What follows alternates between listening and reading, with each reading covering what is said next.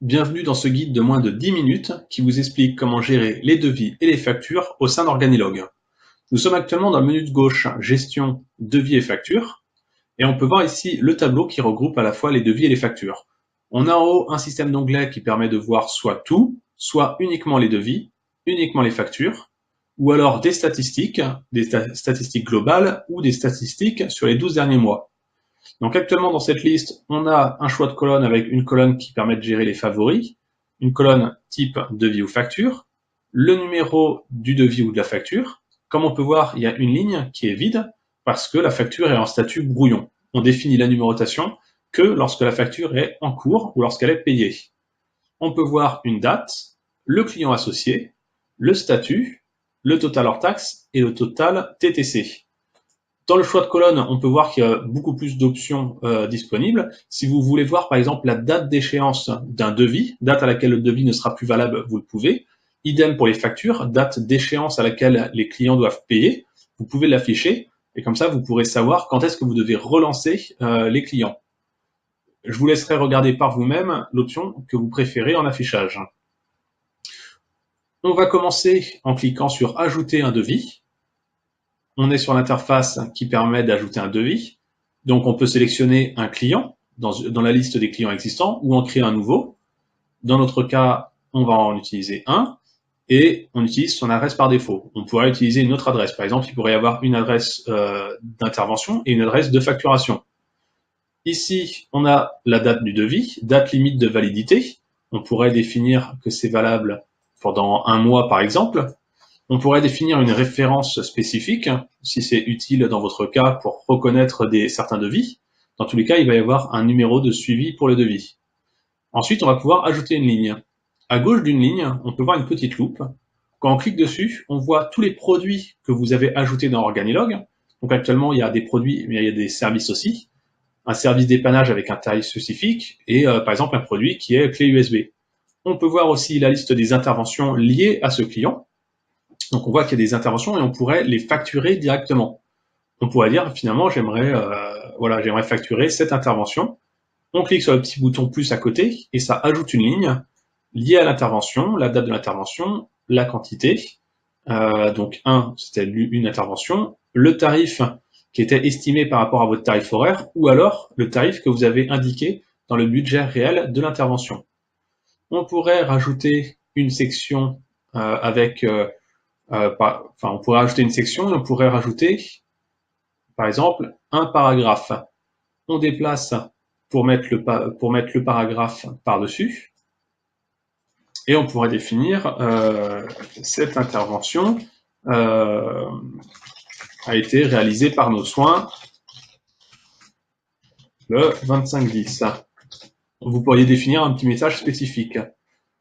On peut définir, comme je disais, une section et on pourrait dire ici, par exemple, service complémentaire, puis vous rajoutez une ligne, et on pourrait sélectionner peut-être un service dépannage qui sera facturé en plus de l'intervention. On clique sur le petit plus et ça permet d'ajouter une ligne supplémentaire directement pré-remplie avec les montants que vous aviez définis lorsque vous avez créé ce service. Et si vous voulez, vous pouvez même rajouter une autre liste avec dépannage premium, par exemple. Vous pourriez définir un et un coût à 60 € par exemple en plus. On a bien le sous-total. On a donc un sous-total, on a un coût total TTC. Un commentaire public donc qui sera visible sur la facture. Vous pouvez définir des références spécifiques. Vous pouvez définir un message lié peut-être à vos conditions de paiement et un commentaire privé pour garder un souvenir, un mnémotechnique sur cette facture, sur ce devis en l'occurrence, pour vous souvenir par exemple pourquoi vous êtes intervenu, ce qui a pu avoir lors du déplacement. Lorsque c'est terminé, vous avez le choix entre devis en cours, devis accepté ou devis refusé. On va cliquer sur devis en cours. Le devis vient d'être créé. On voit bien en haut, il est statut en cours. Donc on a bien le sous-total, la TVA et le total TTC. Et en haut, on a plusieurs options. On peut télécharger un PDF qui affiche justement ce devis que vous pouvez envoyer. On peut créer une intervention à partir de ce devis, on peut dupliquer, créer une récurrence, etc. Il y a aussi un onglet ici rapport, où on pourrait envoyer le devis directement par email au client. Quand on va voir directement le devis, voilà, on voit un aperçu. Bien sûr, vous pouvez personnaliser avec vos couleurs et avec votre logo. On retourne. Et ici, on pourrait tout simplement éditer le devis pour modifier les données. On peut retourner dans la liste des devis, mais ce qui va nous intéresser, c'est ici le petit bouton ici, créer une facture.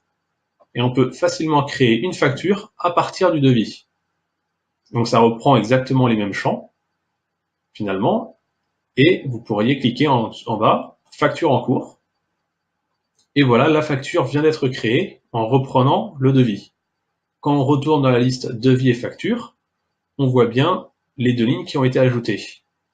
La ligne devis, avec finalement ça a été accepté puisqu'on a créé la facture, et donc la ligne facture. On peut voir dans devis uniquement les devis, facture uniquement les factures.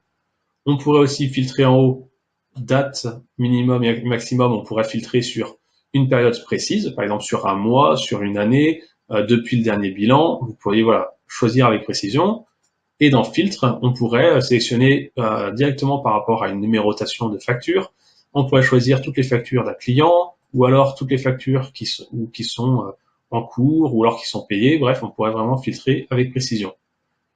Quand on accède aux statistiques, on peut avoir des statistiques précises sur tous les types de devis et de factures qu'on peut filtrer sur une période donnée, sur une année spécifique par exemple. On pourrait filtrer aussi toutes les factures, tous les devis pour un client spécifique ou pour un statut spécifique et affiner dans ce cas-là les statistiques à afficher. Autre statistique, les 12 derniers mois. Donc actuellement c'est vide parce qu'il n'y a pas de devis et de facture, mais on pourrait voir le chiffre d'affaires spécifique en hors taxe et on pourrait voir aussi les charges. Voilà, on voit ici aussi en bas du tableau un récapitulatif. Pour les 6 devis et factures, on a un total de 1102 euros hors taxe. On pourrait filtrer pour finalement avoir ce chiffre uniquement pour les devis, ça serait plus pertinent. Et on voit finalement l'estimé en devis, voilà le montant total hors taxe estimé. Et on pourrait avoir la même chose pour les factures. On peut noter ici en haut un petit lien catégorie qui permet de sélectionner les moyens de paiement ou par exemple les catégories des devis et factures qu'on pourrait définir avec précision. Et option d'affichage, on peut avoir par exemple un bouton d'export. Et quand on l'ajoute, ici en haut dans le menu on voit le bouton d'export qui nous permet d'exporter tous les devis et factures. Et on pourrait filtrer sur une période, sur un mois par exemple, pour exporter toutes les factures d'un mois spécifique que vous pourriez donner à votre comptable. Enfin, quand on retourne, allons dans facture, on va accéder à une facture fictive qui est actuellement en cours. On peut l'éditer, puis descendre tout en bas et dire finalement elle a été payée. Et ici, dans les options d'affichage, on pourrait choisir de visualiser plus de choses. Par exemple, on peut afficher des pièces jointes. On peut afficher un frais de traitement, par exemple pour avoir une case supplémentaire pour payer, pour indiquer le montant d'un frais de traitement.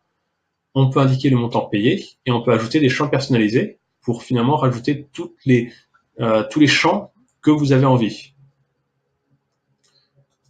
Et enfin, voilà, je rappelle ici le lien où pareil, on peut télécharger la fiche PDF, dupliquer, créer une récurrence. Ça peut être pratique, hein, par exemple, pour créer une facture en brouillon et créer une récurrence mensuelle. Et tous les mois, une facture en brouillon va être créée pour le client. Et après, vous pourrez la passer en statut payé ou non, voilà, pour ce client. Ça peut être pratique, ça peut être un gain de temps. J'espère que ce petit guide de prise en main vous aura aidé. Si vous avez des questions, n'hésitez pas, nous sommes là pour ça. Très bonne fin de journée, bon courage.